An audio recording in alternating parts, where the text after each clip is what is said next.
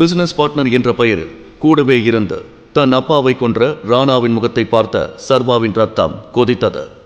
அப்போது மட்டும் ராணா அவன் கையில் சிக்கியிருந்தான். அவனை கொன்று பழி தீர்த்து கொண்டிருப்பான். சிரமப்பட்டு அப்போதைக்கு தன்னை கண்ட்ரோல் செய்து கொண்டான் சர்வேஷ்.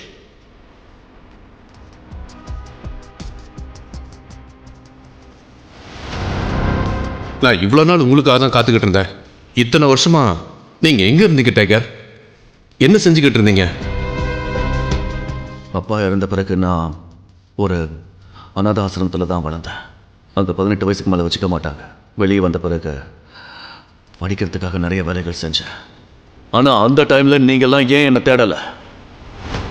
டைகர், நாங்கள் உங்களை தேடவே இல்லைன்னு நீங்கள் நினைக்கிறீங்களா என்ன? நான் தான் சொன்னேன்ல, உங்கள் அப்பா இறந்த பிறகு நம்ம மாஃபியா கேங்கில் ஏகப்பட்ட பிரச்சனை.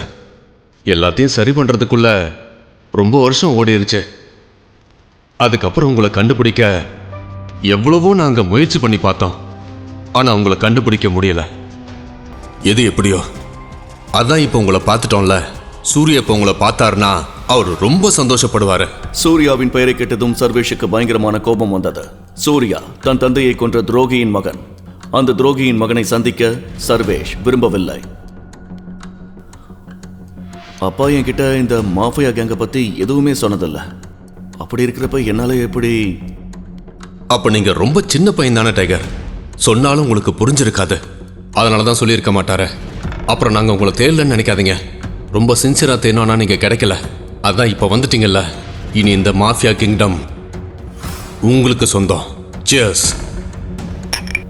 அவர் சொன்னது எந்த வகையிலும் சர்வேஷை சந்தோஷப்படுத்தவில்லை. தன் தந்தையை கொன்ற கொலைகாரன் ராணாதான் என்ற ரகசியம் விக்ரமுக்கும் மற்றவர்களுக்கும் ஏன் தெரியவில்லை? ஒரு துரோகியின் மகன் தன்னுடைய சிம்மாசனத்தில் எப்படி அமர்ந்திருக்கிறான் என்ற கேள்விகள் அவன் மனதை அரித்துக் கொண்டிருந்தது. இவை எல்லாவற்றையும் சரி செய்தே தீர்வது என்று உறுதியாக முடிவு செய்தான் சர்வேஷ். அப்போது அவனிடம் வந்த விக்ரம் ஒரு செக்கை அவனிடம் நீட்டினார். இந்தாங்க, இப்போதைக்கு இருக்கட்டும். உங்க அப்பாவோட சாம்ராஜ்யம் கைக்கு கிடைக்கிற வரைக்கும் இது உங்களுக்கு உதவியா இருக்கும். சர்வேஷ் அந்த செக்கை வாங்கி பார்த்தான். அதிலிருந்த தொகை அவன் வாழ்க்கையில் நினைத்து கூட பார்க்காதது 50 கோடி. ஆனால் சர்வேஷ் மனதில் எழுந்த எந்த கேள்விக்கும் அவனுக்கு பதில் கிடைக்கவில்லை. அப்புறம் ஒரு முக்கியமான விஷயம், உங்க அப்பாவோட சாம்ராஜ்யம் கிடைக்கிற வரைக்கும் நீங்க தான் டைகருங்கிற விஷயம் யாருக்கும் தெரியக்கூடாது. உங்க அப்பாவை கொலை செஞ்ச எதிரிங்களுக்கு நீங்க திரும்பி வந்தது இப்போதைக்கு தெரிய வேண்டாம், சரியா? சர்வேஷ் அவர் சொன்னது புரிந்தவனாக தலையசைத்தான். இருவரும் அந்த அறையை விட்டு வெளியே சென்றனர். சர்வாவும் விக்ரமனும் சென்ற அறையை வேதிகா கவலையுடன் பார்த்து கொண்டிருந்தாள். சர்வாவுக்கு உள்ளே என்ன நடக்கிறது, விக்ரமன் சர்வாவை ஏதாவது செய்து விடுவாரா என பயந்தபடியே அமர்ந்திருந்தாள் வேதிகா. இந்த சர்வாக்கு இன்னைக்கு உள்ள செம்ம மீதி விழுந்திருக்கும்னு நினைக்கிறேன். பார்க்கவே பாவமா இருக்கு. கல்யாணத்துக்கு அப்புறம் எதையுமே என்ஜாய் பண்ண முடியாம சாக போறான். இதை கேட்ட வேதிகா கடும் அதிர்ச்சி அடைந்தாள்.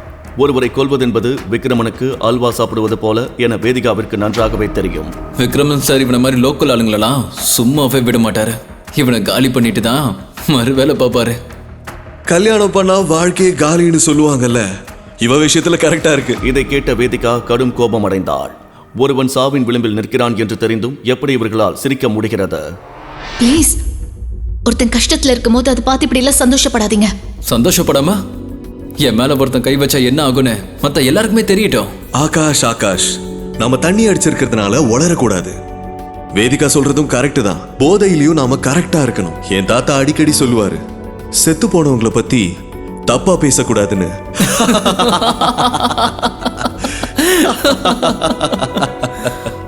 வேதிகா என்ன சொல்வதென்று தெரியாமல் தவித்த போது சர்வாவும் விக்ரமனும் அந்த அறையிலிருந்து வெளியே வந்தனர். சர்வாவின் மேல் ஒரு தூசி கூட படாமல் அப்படியே வெளியே வந்திருந்தான். அதை பார்த்த ஆகாஷ் மற்றும் தீரஜ் முகத்தில் ஈ ஆடவில்லை. இவன் விக்ரமன் சார் கூட வர ஸ்டைல பார்த்தா இவன் மேல ஒரு அடி கூட படல போலியே. விக்ரம் சார் அவனை கூட்டு போன வேகத்துக்கு இந்நேரம் அவன் மூஞ்சு முகரையெல்லாம் பேத்திருக்கணுமே.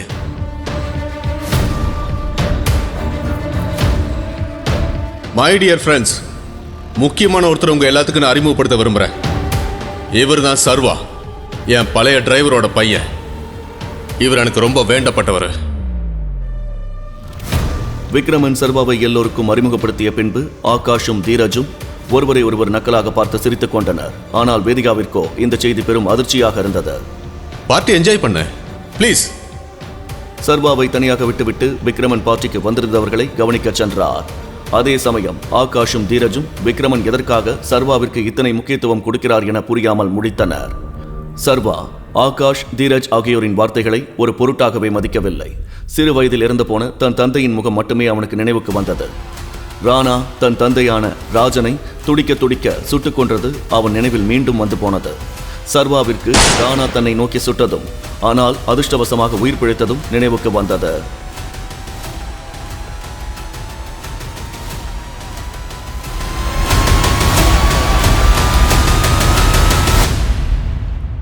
எங்க உன்னை ஏதாவது பண்ணிடுவாங்களோன்னு நான் ரொம்ப பயந்து போயிட்டேன்.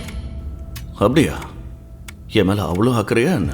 ஓ ப்ளீஸ், உன் மேல அக்கறைலாம் ஒன்றும் கிடையாது. உன்னை நான் தானே இங்க கூட்டிட்டு வந்தேன். இனிமேலாவது நீ கொஞ்சம் ஜாக்கிரதையார. விக்ரமன் சார் உன்கிட்ட என்னடா சொன்னாரு? ஆகாஷ் மாதிரி அறவைக்காடுங்க கிட்ட எல்லாம் பதில் சொல்லிக்கிட்டு இருக்காதன்னு சொன்னாரு. அவனை ஒண்ணு. ஆகாஷ் பேசியதை சர்வா பொருட்படுத்தவே இல்லை. அவன் மனதில் அந்த நேரத்தில் 1000 எண்ணங்கள் ஓடிக்கொண்டிருந்தது. அதே சமயம் சர்வாவின் நடவடிக்கைகளை வேதிகா சற்று வியப்புடன் பார்த்து கொண்டிருந்தாள். பின் பார்ட்டியில் சர்வாவும் வேதிகாவும் பேசிக்கொள்ளவே இல்லை. என் வீடு பக்கத்துல தான் இருக்கு, அங்க போயிட்டு போலாமா? இன்னும் உன்னோட வீட்டுக்கா? என்ன நீ பாட்டுக்கு உன் வீட்டுக்கு வான்னு சொல்லிட்டு இருக்க அசால்ட்டா? நினைப்புதான் பொழப்ப கெடுக்கும்னு சொல்லுவாங்க, அந்த மாதிரி இருக்கு நீ சொல்றது. புருஷன் வீட்டுக்கு வரதுக்கு நான் பொண்டாட்டி ஏன் இவ்வளவு யோசிக்கணும்? எங்க பாரு, உன்னோட முட்டாள்தனமான லாஜிக் எல்லாம் நீ உன்னுடைய வச்சுக்கோ. முதல்ல நீ என்னோட ஹோட்டல் பெட்ரூம்குள்ள எப்படி வந்து அதை முதல்ல சொல்ல. எனக்கு உன்கிட்ட அதே கேள்வியை தான் கேட்கணும். உன் பேச்செல்லாம் நல்லதா இருக்கு, ஆனா ஒரு நாளும் நான் உன் கூட வந்து வாழ்வேன்னு நீ தப்பு கணக்கு போடாத. அது வேற யார்கிட்டயாவது வச்சுக்கோ, சரியா? ஒருவேளை ஃபியூச்சர்ல நம்ம ஏதாவது சேர்ந்து வாழற மாதிரி நிலைமை வந்துச்சுன்னா நான் உன் வீட்டுக்கு வர மாட்டேன், நீ தான் என் வீட்டுக்கு வந்து வாழணும், அதுவும் வேலைக்காரனா. புரிஞ்சுதா? சர்வா வேதிகாவை பார்த்தான். பின் ஒரு நொடி தன் கையில் இருந்த மோதிரத்தை பார்த்தான். அந்த மோதிரம் மட்டும் இன்று அவன் கையில் இல்லாமல் போயிருந்தால் சர்வாவிற்கு இன்று என்ன வேண்டுமானாலும் நடந்திருக்கலாம்.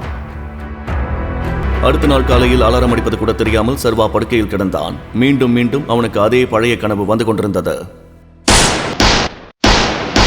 இருந்தும் அலாரம் சத்தத்தின் ஒளி அவன் கனவில் குறுக்கிட்டு திடுக்கிட்டு எழுந்து அமர்ந்தான். தன் தந்தையின் பிசினஸ் சாம்ராஜ்யத்தை இத்தனை வருடமும் உயிர்ப்புடன் வைத்திருந்த விக்ரமனுக்கு சர்வா மனதார நன்றி கூறினான். பின் படுக்கையிலிருந்து எழுந்த சர்வா வேலைக்கு புறப்பட தயாரானான். சர்வாவும் விக்ரமனும் பேசியபடி சர்வா மீண்டும் டெலிவரி பாய் வேலையிலேயே இருப்பது அவன் அடையாளத்தை மறைக்க உதவும் என முடிவெடுத்தான். விக்ரமன் கொடுத்த செக்கை தன் பாக்கெட்டில் வைத்துக்கொண்டு வீட்டிலிருந்து கிளம்பினான் சர்வா. 1 மணி நேரத்திற்கு பிறகு தன் அலுவலகத்தை அடைந்த சர்வா காரிடாரில் நடந்து செல்லும் போது பின்னாலிருந்து ஒரு குரல் கேட்டது. ஹே டெலிவரி பாய். சர்வா பின்னால் திரும்பி பார்க்கவும் அவனுடன் வேலை செய்யும் ஹரிஷ் நின்று கொண்டிருந்தான். அவனுக்கு வேலை செய்வதை விட சர்வாவை மட்டம் தட்டி பேசுவதுதான் மிகவும் பிடிக்கும். என்ன விஷயம் சொல்லு, எனக்கு நிறைய வேலை இருக்கு. அட, எந்த கோட்டையை பிடிக்கிறதுக்காக சார் இவ்வளவு அவசரமா போறீங்க? பாஸ் உன்னை உள்ள கூப்பிடுறாரு. அப்புறம் நேத்து இன்ஃபார்ம் பண்ணாம எங்க போன? உங்க அப்பனோட கல்யாண ஊர்வலத்துக்கா? இதை கேட்டு சர்வாவின் ரத்தம் கொதித்தது. அவன் நினைத்தால் ஒரே அடியில் ஹரிஷின் முகத்தை உடைத்திருக்க முடியும். ஆனால் எதுவும் பேசாமல் சர்வா தன்னை அமைதிப்படுத்திக் கொண்டு அவனுடைய பாஸின் கேபினுக்குள் நுழைந்தான். Good morning sir. உனக்கு குட் மார்னிங்கா பேட் மார்னிங்கான்னு நான் சொல்றேன். சர்வா எதுவும் பேசாமல் அமைதியாக நின்றிருந்தான். மீண்டும் சர்வாவிடம் கோபமாக பேசிய அவனுடைய பாஸ், நேத்து ஒருத்தர்கிட்ட இன்ஃபார்ம் பண்ணாம எங்க போய் தொலைஞ்ச? சர்வா இதற்கும் பதில் பேசாமல் அமைதியாக இருந்தான். சர்வா நினைத்திருந்தால் ஏதாவது ஒரு பொய்யை சொல்லி சமாளித்திருக்க முடியும். ஆனால் அவன் அப்படி செய்ய விரும்பவில்லை. நேத்து ஏகப்பட்ட டெலிவரி பெண்டிங்.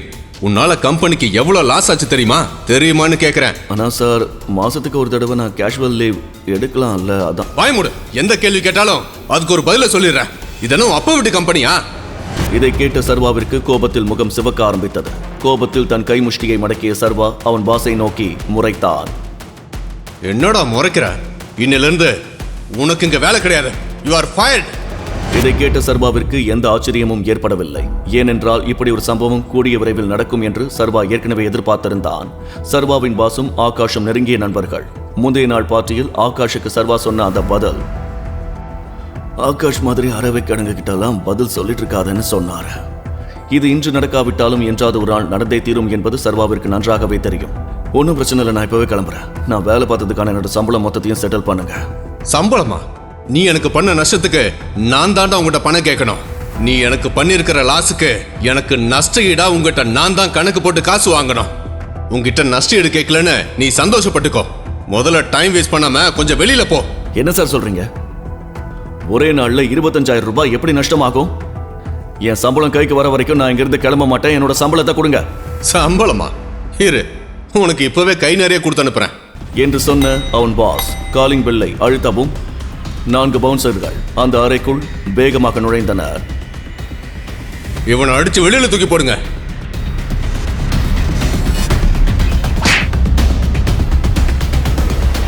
அந்த அடியாட்கள் சர்வா பாஸின் பேச்சை கேட்டு அவனை தாக்க தொடங்கினார்கள். ஆனால் அவர்களை லாவகமாக சமாளிக்க தொடங்கிய சர்வா அந்த 4 பவுன்சர்களையும் அடித்து துவம்சம் செய்தார். அந்த 4 பவுன்சர்களின் கை கால்களை அசால்ட்டாக அடித்து உடைத்தான் சர்வா. ஒரு நிமிடத்தில் அந்த 4 பவுன்சர்களையும் அடித்து கீழே சாய்த்திருந்தான். இதை பார்த்த சர்வாவின் பாஸ் அப்படியே வாயடைத்து போனார். இப்போது நேராக தன் பாஸிடம் வந்த சர்வா அவர் கழுத்தில் கை வைத்து, என் சம்பளம். அவனுடைய பாஸ் உடனடியாக பணத்தை எடுத்து நடுங்கும் கைகளில் சர்வாவிடம் கொடுத்தார். பணத்தை கையில் வாங்கிய சர்வா அவன் பாஸை பிடித்து சேரில் தள்ளினான். கிளம்பும் முன் மீண்டும் தன் பாஸை பார்த்த சர்வா, ஒரு விஷயத்தை நல்ல ஞாபகம் வச்சுக்கோ. இன்னொரு வாட்டி யாருடைய அப்பாவை பத்தியாவது தப்பா பேசுன கழுத்து மட்டும்தான் இருக்கும், ஆனா அதை திருப்ப முடியாது.